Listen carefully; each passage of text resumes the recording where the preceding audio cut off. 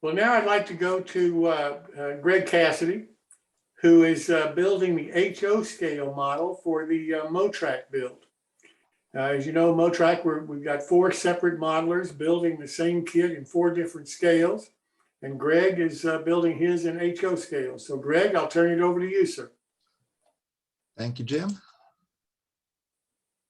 So tonight, I'm filling in. Clark was under the weather and he was going to be presenting tonight, but we'll get him back on once he's back on his feet.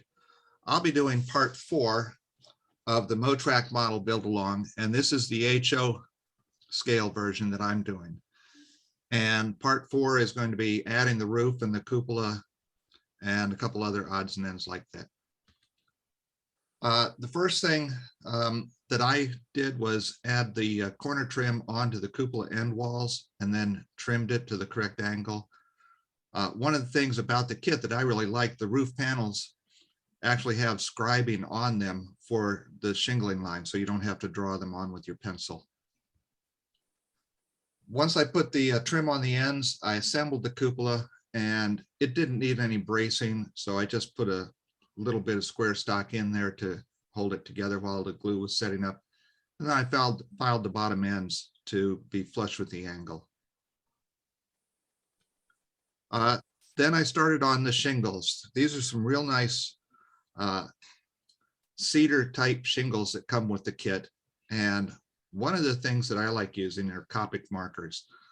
You could also use maybe some stains or some pastels to color these, but Copic markers work great in this.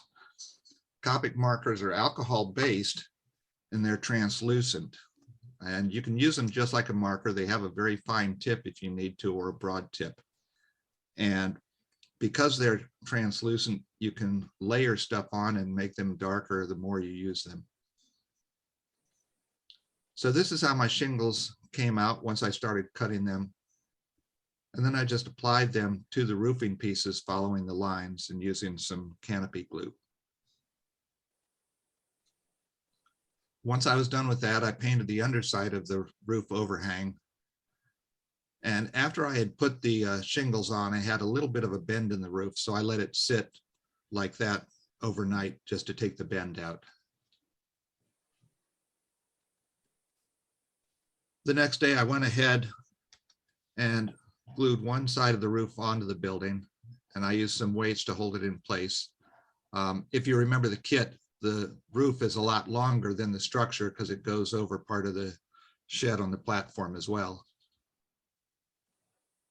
And then I glued the other side on, again using weights, and I also used the weights to hold the rafters in place as they were drying.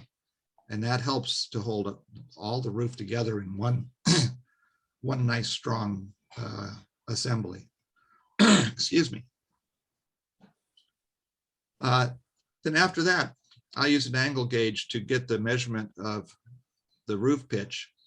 And I made a couple pieces of trim to fit on the cupola once I put it on the building.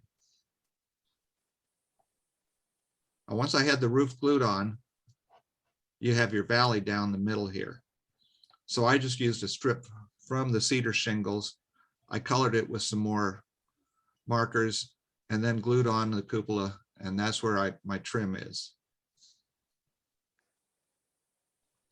The next thing I wanted to do was add a stovepipe to mine. Mine's converted into a coffee house, so they have a little kitchen in there. So I just put a stovepipe that I had put a pin into, drilled a hole in the side of the cupola after weathering it with some pastels and pencils, and then glued it in place. The last thing as far as attaching the roof is the support posts for the overhang on the platform. I have a whole set of stains, and I have strip wood that I've stained with each one that I keep marked. So it's easy to just pick whichever color I want and then pull that stain out. So I went ahead and stained the pieces in the Hunter line brown, Cordovan brown, I think. Now, those pieces were fairly thick, especially for an HO kit. Don't usually deal with strip wood that thick. but since these are posts, I wanted to make sure I cut them flush. So using the Ultimation slicer, it's easy to get a nice slice with it ended up flush at the bottom. And then I was able to glue it on the underside of the overhang. And that's it for attaching the roof and the cupola and the shingles. My next presentation will be part 5, but that won't be for a few weeks. We'll still have Bob and Phil and Clark doing their part 4s.